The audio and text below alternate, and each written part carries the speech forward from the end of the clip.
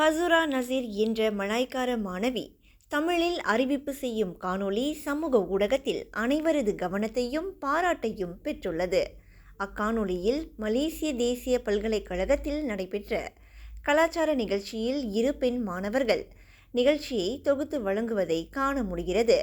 அதிலும் ஒரு மாணவி மலாய் மொழியில் அறிவிப்பு செய்யும் நிலையில் ஃபசுரா நசீர் தமிழில் அறிவிப்பு செய்தது அனைவரது கவனத்தையும் ஈர்த்தது.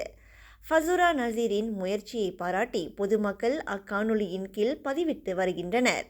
தாய்மொழியை பேச தயங்கும் ஒரு சிலருக்கு இது மிகச்சிறந்த உதாரணம் என்று ஒரு பயனர் தெரிவித்துள்ளார். ஃபசுரா நசீர் முதல் முறை தமிழில் அறிவிப்பு செய்வது போல் இல்லை என்றும் அவரின் உச்சரிப்பும் தொனியும் அழகாக இருப்பதாகவும் மற்றொரு பயனர் பாராட்டியுள்ளார். இனி தமிழ் மெல்ல சாகாது என்று இன்னொரு பயனர் கர்வமாக பதிவிட்டுள்ளார். 2025ஆம் ஆண்டின் இந்தியன் கல்ச்சரல் ஃபெஸ்டா நிகழ்வு அதிகாரப்பூர்வ அங்கம் நிறைவே காணுகிறது.